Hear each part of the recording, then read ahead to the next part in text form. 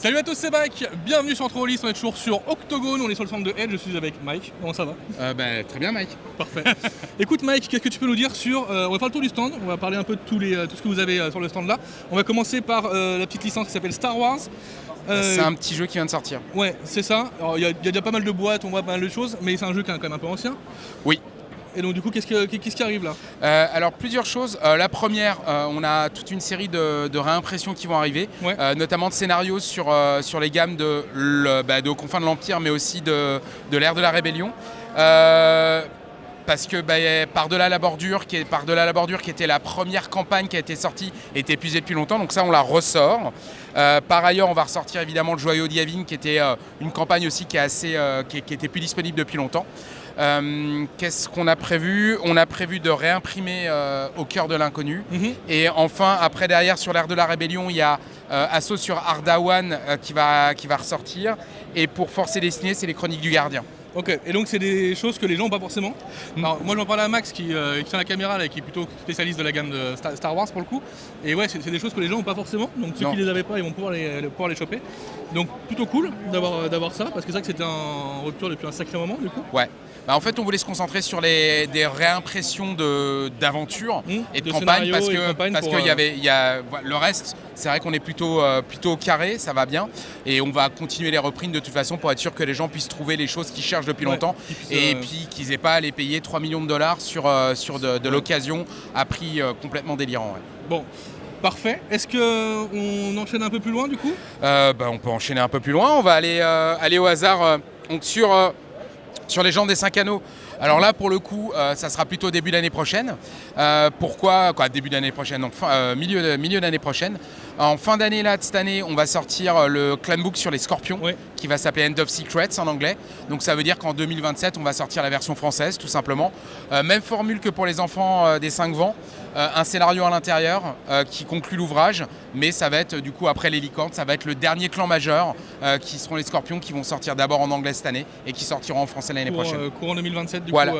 Courant, ouais, mais je pense que ça sera plutôt soit c'est juin, soit c'est septembre, donc le temps de, tout simplement. Après, ensuite, ça nous amène à l'anneau unique. Ouais. Cette petite boîte là? Ouais, cette petite boîte, elle est sortie en anglais l'année dernière, donc là on va la sortir en septembre. C'est la boîte d'initiation qui, contrairement à la première on jouait des hobbits, dans la comté. Là on joue un peu toute la variété de ce qu'on peut jouer dans la gamme. Donc elle sort en septembre.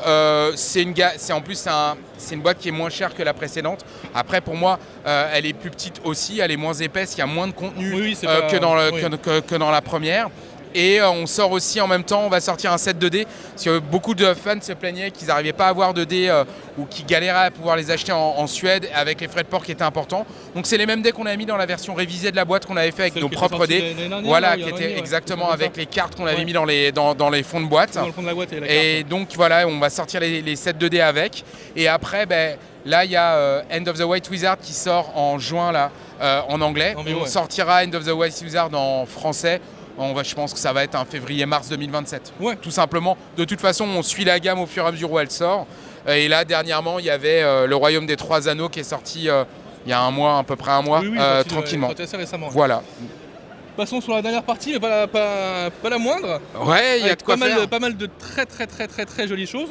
On va commencer par l'appel de Cthulhu. L'appel de Cthulhu, le classique, l'historique. Alors historique, qu'est-ce qu'on a? Et puis surtout le horrible, celui où on meurt, où on finit à l'asile. Et quand on meurt, on a de la chance. Ouais, c'est ça. Le pire, c'est de rester à l'asile. Donc ça qui est sorti il n'y a pas longtemps. Ouais, Arkham est sorti. Alors c'était un petit peu quand même l'Arlésienne, parce qu'on a mis énormément de temps de travail dessus. Ça a été un enfer. Hein. Mais en même temps, à la lecture, on se rend compte du boulot que ça a dû être, vraiment. Oh là, l'enfer. En termes de référence et mais le boulot est colossal, le supplément. Je crois que je sais plus combien d'heures Croc a passé sur l'index aussi, mais l'index a été un enfer à finaliser aussi. Mais on est content du résultat. Petit commentaire que les gens comprennent pas. Il y a un journal à l'intérieur, l'Arkham Advertiser, qu'on a laissé en anglais. Ouais, mais moi, c'est la question qu'on c'est une vraie raison. Qui est que tout simplement, comme il n'y a aucune information sur le mythe, aucun chose, on a voulu mettre cet objet d'ambiance à l'intérieur et le laisser plutôt en anglais plutôt que le traduire, parce qu'il n'apporte pas grand chose en dehors de l'ambiance, entre guillemets. Ça ne veut pas dire qu'il apporte pas grand-chose. C'est toujours agréable d'avoir, mais voilà. Donc ça, c'était le sujet. Et après, derrière, on a sorti Cthulhu Dark Ages, qui est sorti en avril. Là, on est en mai, donc voilà, il y a un mois, qui est un supplément qui vous permet de jouer en Angleterre. En Angleterre, il y a bien, voilà, au Moyen-Âge. Et qui est un supplément que je trouve assez intéressant, qui permet d'ouvrir vraiment des possibilités de jeux différentes. Si je me mettais dans la comparaison, on va dire, quand vous jouiez à Vampire et que vous alliez à Dark Ages, ben voilà, on est sur les Dark Ages, sur la période sombre. Après, c'est assez dense, comme moi je suis en train de le lire là, et c'est touffu et c'est dense, vraiment. C'est pour ceux qui ont envie de se plonger aussi dans la vie du Moyen-Âge et dans tout à fait. Comment on vivait, comment ça fonctionnait. Et du coup, voilà, c'est un supplément qui fait pas les choses à moitié pour le coup. Donc après, il y a 2 bouquins qui vont sortir que j'ai pas là devant nous. Il y en a un qui sort à la fin du mois de juin, qui est le recueil de conseils à l'usage du MJ, qui était sorti en fait, du Gardien, pardon, qui était sorti pour la 40e édition du Manuel du Gardien. Manuel du Gardien 40e anniversaire qu'on a décidé de ne pas faire parce qu'il y avait que la couverture qui changeait, il y avait 2 bios qui étaient rajoutés. On trouvait que pour l'objet en lui-même, c'était un petit peu prendre les fans pour une vache à lait, de notre point de vue. Donc on ne l'a pas fait, avec Croc on a décidé de ne pas le faire. En revanche, il y avait un livret qui était le recueil de conseils à l'usage du Gardien, qui est sorti avec, et qu'on va sortir au mois de juin, qui va sortir à la fin du mois de juin. Voilà, et après derrière, on sort juste après, au mois de juillet, on sort l'Ordre de la Pierre, Order of the Stone, qu'on avait annoncé, mais qui va sortir là du coup au mois de juillet, qui a des scénarios qui sont plutôt intéressants, vous allez voir qu'ils apportent un peu de bonne ambiance. Moi c'est un supplément qu'on aime bien, qu'on a vraiment bien apprécié dans la maison. Et donc du coup, à lire sur la plage au mois d'août. Exactement. Et après septembre, on s'attaque à Orient Express. Alors je sais, ça fait longtemps qu'on en parle. Ce qui est important de voir sur Orient Express, donc on va sortir ça en 2 volumes différents. Le volume 1 et le volume 2, ils vont sortir séparément en boutique à un mois d'écart. Donc ça va être septembre et octobre. La campagne de l'Orient Express, telle qu'elle a pu être... campagne mythique qui a déjà quelques années quand même. Ouais, qui a quelques années. Travaillé depuis un paquet de fois quand même. Exactement, en 7e édition avec en format livre cartonné. Donc vous le voyez avec une couverture qui est signée de notre directeur artistique, qui fait aussi toutes les couves de Horror Arkham au hasard. En parallèle de ça, en octobre, on va sortir aussi un pack du voyageur qui va inclure en fait, là vous voyez les versions espagnoles en fait, parce que c'est sorti en Espagne. Là vous allez avoir un écran, qui est l'écran qui est ici, dans le pack du voyageur, mais vous allez aussi avoir au hasard, vous allez avoir pour chaque joueur un passeport entre guillemets, alors qui tient en une page, mais vous allez avoir les autocollants des visas qu'ils vont avoir au fur et à mesure où ils vont dans les pays. Des cartes, des prêts-tirés, les accessoires dont on a besoin pour la campagne, mais aussi voilà, des petites cartes postales avec le petit planning qui va bien derrière. Tout ce qu'on aime avoir quand on fait une grande campagne. Et le guide du voyageur, là, juste en dessous, tu as les cartes bien sûr, et tu as le petit guide du voyageur où tu vas voir les menus au restaurant, etc. Donc il y a vraiment tout ce petit pack qui va permettre de pouvoir apporter aux joueurs, en l'occurrence là au MJ, et pour les joueurs en même temps, des accessoires sympathiques et qui vont donner un petit peu plus de profondeur à la table, en tout cas une dimension tactile à la table. Ouais, et ça, donc, voilà. Ça, quand on fait des campagnes longues comme ça, on apprécie ça. Surtout sur les campagnes de Cthulhu qui nous ont habitués à avoir plein de choses. On aime beaucoup. Oh bonjour. Non, je repars. C'est donc, Stéphane. Voilà, la gamme Cthulhu, ça se réveille, c'est bien. Alors sur Cthulhu, on a énormément de choses là. En fait, on a eu une période un petit peu de ventre mou où en fait on a travaillé vraiment pour essayer de renouveler l'équipe de traduction et avoir quelque chose qui fonctionne vraiment dans des process bien clairs. Donc là, Croc a je ne sais pas combien d'ouvrages sur sa table, mais énormément. Et y compris ce qu'on avait évoqué, le Poison des Highlands, qui est la première campagne qui va sortir, qui sortira en janvier. Campagne qui se passe en Écosse, campagne de création française. Et après, tous les ans, on aura en début d'année à chaque fois une campagne de création française qui va sortir. On en a 4 déjà qui sont écrites. 3 qui sont écrites, la 4e qui est en finalisation et qui vont sortir au fur et à mesure, mais au rythme de 1 par an, dans des ouvrages de 128 pages où vous aurez vraiment le matos pour pouvoir jouer de ça. Et à chaque fois des ambiances très différentes. Mais on a, je sais pas, je prends des exemples, suppléments sur les scouts qu'ils ont sortis, on va le faire, mais à côté de ça, on a, je sais pas, le Grand Grimoire, on va avoir, il y a vraiment beaucoup. La gamme en VO, il y a donc on va rattraper au fur et à mesure notre retard, mais on a une liste assez impressionnante. Et donc ce qu'on avait annoncé aussi, on a lancé la retraduction intégrale de Masque de Nyarlathotep parce que ça nous a été demandé de nombreuses fois. J'avais tendance à mettre ça sur le côté parce que j'estimais qu'on était déjà en retard sur un certain nombre de choses et qu'il fallait rattraper. Mais face à la spéculation qu'il y a sur la Maze Totep, on s'est dit qu'on n'avait pas tellement le choix qu'il va le faire. Mais par contre, sur les Maze Totep, elle avait été traduite à l'origine par Jeu des cartes. Sans détour avait repris la traduction de Jeu des cartes. Et là, on a dit, bah ouais, mais avec Rock, on en discutait, on s'est dit, bah ouais, mais on va pas reproposer la même trad. On repart de zéro et on refait une trad intégrale parce que bon, ça va bien, mais on va pas. Probablement qu'on pourra faire mieux que ce qui a été fait par le passé. Et donc voilà, donc c'est sur ça qu'on est parti. Et donc ça sera la version V7 avec le Pérou. Exactement. La version, la dernière en date, c'est celle-là qu'on a lancée en trad et qui est actuellement en traduction et qui va sortir à mon avis plutôt fin 2027. L'attendez pas avant, j'y crois pas. Mon espoir c'est de pouvoir la sortir pour octobre 2027. Il y a des mois devant nous, il peut se passer des choses. Là, exactement. C'est pas très grave. Donc ça c'est pour l'appel de Cthulhu. Après on passe à Horror Arkham. De toute façon l'éléphant dans l'escalier là. Celui-là qui sort aujourd'hui. Exactement. L'aventure Terra Antarctica, donc qui est quelque chose qui nous tient à cœur en fait tous les ans en anglais et donc du coup aussi en français, mais pas à la même période. L'idée c'est de sortir tous les ans une boîte. À chaque fois et donc la première boîte c'était la boîte d'initiation L'Insatiable Abyss. Merci, l'Insatiable Abyss, merci, j'étais en train de chercher, j'avais le titre en anglais mais pas en français tu vois. Et là Terra Antarctica c'est là où l'Insatiable Abyss c'est une aventure qui tient sur on va dire 10-15 heures maxi, qui est vraiment quelque chose qui tient sur un week-end ou que tu joues au rythme des sessions d'une heure. Ça c'est une campagne, mais on ne voulait pas une campagne qui joue sur 5 ans. Parce qu'on voulait que la campagne elle soit jouée en fait. Et donc c'est une campagne qui est faite pour être jouée sur un an globalement. Ça dépend de votre rythme de jeu, vous pouvez la jouer en moins de temps, mais qu'on est dans les entre 50, 60, quelque chose de... C'est une campagne qui a besoin qu'on la fasse durer un peu, ouais. Mais elle a besoin qu'on boit le bout. Donc c'est important. Et en effet pour l'ambiance, on est sur donc, la suite des Montagnes Hallucinées. Tout à fait. Et de la campagne du JCE d'Horror Arkham qui s'appelle Aux confins de la Terre. C'est ça. De mémoire. Donc voilà, on est Edge of the Earth en anglais. J'ai plus la tienne, je l'ai joué en anglais. Donc voilà. En anglais aussi, c'est compliqué. Mais donc voilà, on est sur une campagne qui est quand même assez longue avec pas mal de contenu. Une boîte qui est gargantuesque. Il y a la vidéo sur la chaîne, je vous laisserai aller voir. Une boîte qui en termes de contenu elle est gargantuesque. De toute façon, elle pèse un âne mort. Hein. Ouais. Vous avez le matos. Bah oui, parce qu'on a sorti le matos. Oui, ici. Elle est assez insane. On a encore plein de dés, plein de cartes. Des livrets de pré-tirés qui sont tellement classe. De toute façon, moi c'est ce que je disais, l'aspect esthétique d'Horror Arkham, je le trouve incroyable. Merci pour ces battle maps, parce que je disais il y a 2 semaines, les battle maps qui sortent aujourd'hui, je trouve qu'elles sont toutes moches. Celles d'Horror Arkham, pour le coup, elles ne le sont pas et ça fait quand même plaisir d'avoir des battle maps où c'est des vrais paysages, des vraies choses comme ça fait plaisir. En fait, notre directeur artistique, Antonio Maïnez, qui fait toutes les couves. Alors la seule couve qu'il n'a pas faite, vous verrez plus tard, c'est Kingsport Mysteries. Donc notre directeur artistique et illustrateur. C'est lui aussi qui a fait les couves de l'Orient Express d'ailleurs. Antonio et toute l'équipe, on est très attachés aux illustrations qui sont évidemment faites par des humains, évidemment. Et les battle maps sont aussi faites par des humains.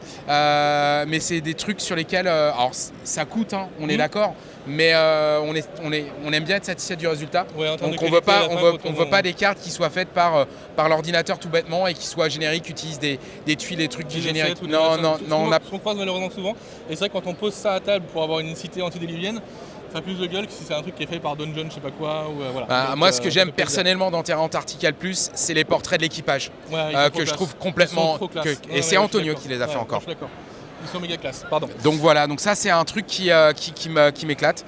Mais donc après cette campagne, qui arrive quand même. Voilà, alors, on parle des nouveautés en anglais après. On va sortir après Rêve de Kingsport. Rêve de Kingsport.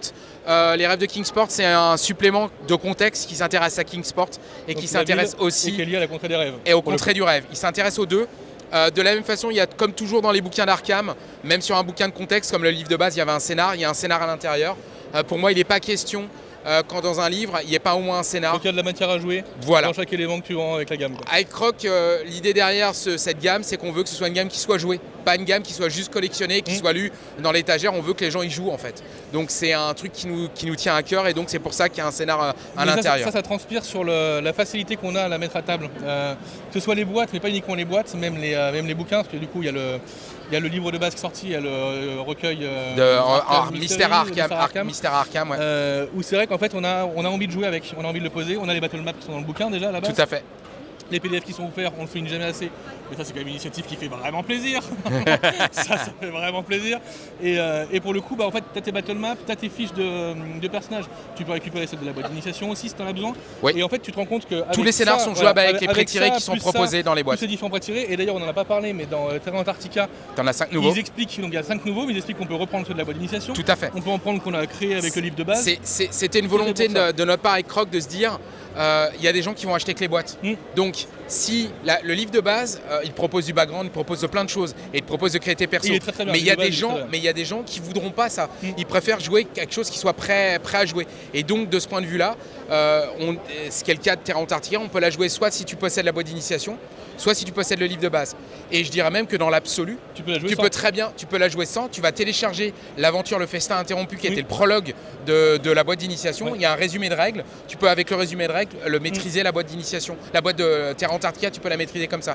Et du coup, on avait prévu dans la boîte, dès le début, j'aurais dit il faut qu'on ait un petit texte qui peut rapporter les petits dons aux personnages si tu joues les pré-tirés de la boîte de base, ou alors les pré-tirés qui sont dans cette boîte qui sont prévus pour ça. Et pour le coup, c'est très clair. Dans le déroulement du scénar, quand on le lit, le MJ sait très bien à quel moment faire monter en niveau les personnages s'ils viennent de tel endroit ou de tel endroit, et c'est très clair. Et pour le coup, ça brille. Et encore une fois, ça simplifie tout à table. Ça simplifie la tâche du MJ, ça simplifie la lisibilité pour les joueurs. Enfin, vraiment, on sent que c'est fait pour être joué, ça fait plaisir. Quoi. Pour moi, c'est vraiment ça. Et après les rêves de Kingsport, il y a les mystères de Kingsport, 3 aventures, un livret couverture cartonnée. Vous avez toujours des posters à l'intérieur qui sont pour les différentes cartes qu'il y a pour les scénarios.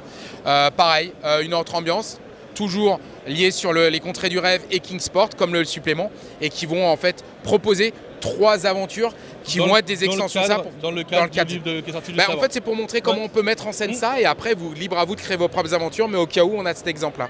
Et après, dans l'ordre, historiquement parlant, le supplément suivant qui sort en juin, fin juin en anglais, fin juin 2026. Le supplément qui sortira après Mystère à Kingsport, ça sera celui-ci, les fichiers de The Thompson Files, The Bestiaire, qui est un recueil. En fait, Mandy Thompson, c'est une historienne qui travaille à l'université Miskatonic. Elle a des contacts qui sont des investigateurs à travers le monde. Et en fait, chacun lui a envoyé un rapport sur, par exemple, un culte, quelque chose, une secte, un truc. Et du coup, à l'intérieur, tu as à la fois du background, tu as un mystère, c'est un scénario qui tient en 2 pages. Qui est un synopsis de scénario, et en même temps tu vas avoir à l'intérieur après toutes les caracs, toutes les choses. Voilà, et je crois que tu as, je dis pas de bêtises, je pense que tu as 8 articles, 8 rapports d'investigateurs à l'intérieur, et donc ça sort en même temps que le Free RPGD, c'est le 26 juin. Là, on voit de loin, ils sont en train de le filmer, mais la maquette, ah oui, alors maquette, pour moi, dans la maquette, on essaie de les pousser toujours plus loin, et pour moi, Dreams of Kingsport marquait un saut. Le saut suivant, c'est celui-ci où ils ont fait un truc de taré. Après, on a la nouvelle boîte qui va sortir, la Gen Con, que vous avez là. C'est l'avantage. Vas-y, si tu peux l'ouvrir et sortir. On a tiré les sons de l'Insatiable Abyss. Donc c'est toujours le même principe de se dire une aventure qui tient entre 10-15 heures de jeu. Avec, tu apprends les règles au fur et à mesure où tu joues. Tu manipules comme tu veux. En revanche, on a rajouté une chose importante, parce qu'il y a des gens qui nous disaient ouais, c'est quand même dommage que pour retrouver une règle, après on est un peu embêté. Donc ce qu'on a fait, on a rajouté un petit livret de règles qui aussi s'intéresse à essayer de voir comment avoir moins de dés à manipuler. Donc il y a une proposition là-dessus. Donc un livret de règles qui peut vous servir dans le cadre de Welcome to Promise, mais vous pouvez l'utiliser pour d'autres choses en fait. Carrément. Et du coup on a aussi en plus d'avoir les 2 tables principales dedans, et elles sont aussi sur l'écran de l'Insatiable Abyss, on les a aussi mis en séparé au cas où, comme ça vous pouvez. Elles sont à table, accessibles à tout le monde. Après, il y a les dettes de jeu, et puis moi mon petit plaisir personnel à chaque fois quand je vous reçois un supplément, c'est de voir quels personnages d'Horror Arkham ont été choisis. Et donc là, on a les musiciens, hein, on a James Culver, on a Ashkan Pitt et on a Marie Lebeau. Ceux qui... Voilà. Allez. Les persos qui ont une logique, en fait, on essaie de prendre toujours dans les boîtes des personnages iconiques d'Arkham. Au bout d'un moment, on va les épuiser. Hein. Soyons clairs. Il y en a beaucoup quand même. Hein. Mais ça commence à faire, parce que tu en as 6 là, 6 là. Quoi, non, 5. Des tokens évidemment, des planches de tokens. Et après, comme d'hab, donc des dés. Évidemment. Alors là, c'est les dés standards que vous connaissez. Les noirs et les dés de stress. Des cartes d'équipement comme d'habitude et de sorts. Et les grosses cartes de PNJ. toujours pareil. Donc voilà, ça se passe dans le Bayou. En fait, le principe, le pitch, c'est vous êtes en chemin pour aller à la Nouvelle-Orléans et en chemin, vous réveillez. Et vous êtes dans un village qui s'appelle Promise, qui est un village dans le Bayou. Tiens, si tu peux, j'exploite les gens autour de moi, c'est terrible. Bon, vous pardonnez. Même pas, ils sont bénévoles, je crois. Ouais, oh mince. Qui est donc la carte du village dans lequel vous vous trouvez, vous réveillez. Et il va vous arriver des choses, évidemment, sinon c'est pas drôle. C'est à la fois une boîte d'initiation en vous disant, vous voulez découvrir Arkham, c'est un point de départ. Mais en même temps, c'est une aventure, donc vous pouvez très bien la jouer avec des personnages que vous avez déjà joués et tout simplement la jouer. Mais voilà, c'est la prochaine étape. Ça sort donc là à la Gen Con cet été. Ça sortira en 2027 chez nous. Hein. Je pense que ça sortira en octobre de l'année prochaine ou quelque chose comme ça. Je ne sais pas exactement. Mais voilà, ça c'est la prochaine étape. Et qui dit que c'est en chemin que vous allez à la Nouvelle-Orléans, le supplément, vous pouvez vous en douter, pour octobre cette année en anglais, c'est le supplément sur la Nouvelle-Orléans. Évidemment. Et donc en février, et toute la voilà, partie, le Bayou, le quartier français, le mysticisme, tout ça, on va le retrouver là-dedans. Et logiquement, oui, en anglais, en février, vous aurez un supplément qui s'appellera Mystère à la Nouvelle-Orléans, New Orleans Mysteries. On reste sur une gamme qui est assez claire dans ce qu'on va développer. On fonctionne avec des cycles basés sur une ville ou sur un ensemble de villes.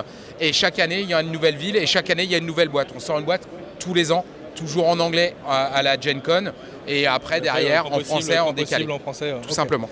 Bon, il y a du lourd qui arrive quand même. Vous avez beaucoup bossé. Ouais, on s'amuse bien. Et puis voilà, maintenant sur l'appel de Cthulhu, on va être à la bonne vitesse de croisière. Parce que les gens nous disaient, ah ouais, vous abandonnez l'appel de Cthulhu, vous faites que le horreur Arkham. Non, en fait. Mais c'est juste que, oui, en développement pur, illustration, texte, c'est horreur Arkham qui nous prend le maximum de temps. Mais on a reconstitué en fait l'équipe de traduction vraiment pour pouvoir avoir un flux régulier. Et je vous dirais même qu'il y a un supplément qui n'est pas encore sorti chez Chaosium, mais dont je ne citerai pas le nom, sur lequel on est déjà en train de travailler en traduction. Ok, donc oui, c'est. On essaye de pouvoir alterner. De recoller, et puis de retrouver un rythme. Pour pouvoir prendre de l'avance et essayer de voir exactement, mais oui, il y a de quoi faire. Mais c'est plaisir de voir l'ancien qui revient comme ça. Il faut un peu quand même.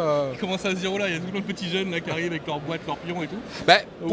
Pour moi, comme je l'ai souvent dit, et on est assez raccord, pour moi, les propositions des deux jeux sont différentes. Mais complètement, ça n'a rien à voir. C'est vrai que ma grande phrase que je répète à tort et à travers, c'est de dire à l'appel de Cthulhu, on joue des zéros, on va mourir ou on va finir dans un asile.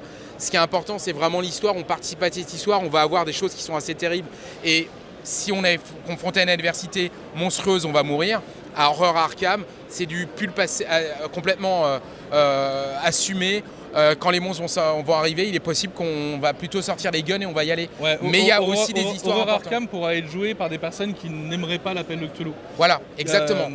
Par contre, c'est une très belle porte d'entrée pour l'appel de Cthulhu en se disant, ok, là on est la version où on joue les Indiana Jones, maintenant est-ce qu'on peut avoir la version du mec qui est mort à l'entrée du tombeau là? En fait, dans la discussion, et les gens se disaient, mais vous êtes fâché avec Chaosium. Non, en fait, cette gamme, je l'ai pitché à Chaosium il y a combien ça fait maintenant, 4 ans? Non, ça fait 3 ans que je l'ai pitché.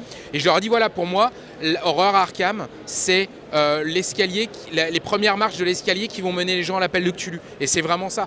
Parce que des joueurs d'aujourd'hui, si tu leur proposes une partie à des joueurs qui n'ont jamais joué au jeu de rôle et qui parlent leur personnage dans la première partie, ils ne reviendront jamais au jeu de rôle. Et on peut pas. C'est dommage de passer à côté de tout ce que nous apporte le jeu de rôle. Ouais. Et c'est moi d'expérience, par exemple, anecdote, on s'en fout dans le cadre de l'interview. Moi, je l'ai fait jouer en convention régulièrement, la boîte d'initiation d'Horror Arkham et Call of Cthulhu. Et il y a plein de gens qui ont du mal avec Call of Cthulhu parce que le côté à la fin ça finit mal, et puis en même temps c'est généralement les scénars d'enquête qui sont quand même assez larges où, même si et puis tu peux avoir des moments où tu sèches, voilà, et du coup il y a un temps mort dans la... Ils savent pas, alors que ça pour le coup ça accroche tout de suite. Et par contre les gens qui ont essayé ça ils ont beaucoup moins de mal à passer sur Call of Cthulhu derrière. Mais donc parce que tu as l'univers, tu vois un peu comment ça marche et tu as compris l'essence du truc en sachant dans quelle direction ça peut aller quand tu vas à l'extrême et que tu vas... Après, je pense que, historiquement parlant, l'appel de Cthulhu est très fort en France. Et il y a des gens qui jouent depuis très longtemps et qui, de base, seront réfractaires à Horror Arkham. Mais ce jeu, même s'il peut plaire à des gens qui jouent à l'appel de Cthulhu, il est fait pour amener du sang neuf dans la maison, en fait. D'amener du sang neuf pour l'ensemble du jeu de rôle. Parce qu'il y a des gens qui vont peut-être démarrer avec Horror Arkham, qui vont passer chez Donjons et Chatons, qui vont faire du Alien demain, qui vont faire du Night à côté, et qui vont faire de tous ces jeux-là. Mais il leur faut une porte d'entrée. Et cette porte d'entrée, elle est importante. Et ce qui est intéressant aussi, c'est qu'on est quand même sur un jeu où il y a un lore qui est déjà largement installé. Où il y a le jeu de cartes et le jeu de plateau, ils ont, comme on l'a dit, pas mal de personnages, mais pas mal de campagnes aussi qui reprennent des éléments assez cultes, assez clés. Du coup, moi je trouve ça chouette parce que c'est des jeux qui sont très narratifs, les jeux de société et les jeux de cartes déjà. Ouais. Et du coup, en fait, ça paraissait tellement naturel qu'au bout d'un moment, on en fasse un JDR, quoi. Vraiment, c'est tellement naturel. Il est encore là le vieux. Oui, voilà. Juste une question. Combien de rails dans l'Orient Express? On en a mis 624. Ah, édition augmentée. Ah bah obligatoirement, monsieur. D'accord, très bien. S'il vous plaît. Voilà, je vous relaisse aux belles questions. J'arrive pas à avoir des questions pertinentes comme ça, moi. Je sais pas comment. Mais moi non plus. Il y a le métier. Mais par contre, j'ai préparé mon dossier. J'ai un pitch. En fait, j'ai préparé des fiches avec des questions les plus improbables. Je demande à des gens d'un peu partout de me les faire parce que je m'attends à ce qu'ils me sortent une question. Et généralement, je suis pas très loin, donc j'avais prévu, tu vois. Moi, il me manque la bouteille encore, il me manque le métier. T'inquiète. Bon, Mike. Merci. Merci à toi. Bah, merci, Mike. Et puis, je suis très content de tout ce qu'on vient de voir là. Donc, eh bien, écoute, au boulot, parce que vous avez un paquet de travail à fournir, parce que là, il y a un paquet de trucs qui sort. On a de quoi pas s'ennuyer, ouais. C'est très bon salon. Bah, vous aussi. Bon courage. Et puis, avec tous ces gens qui passent devant la caméra, c'est insupportable, on est d'accord. Ils sont mal polis. Ils sont vraiment. En vrai, et pourtant, il y a un garde du corps, assez colossal. C'est une passoire, le garde du voilà. corps. Une passoire. Depuis tout à l'heure, il regarde autour. Ah, c'est ton super passoire, pas mal, comme nom de super pouvoir. Bravo. Bon, en tout cas, on vous fait des gros bisous et on vous dit à bientôt. Ciao, ciao. Ciao.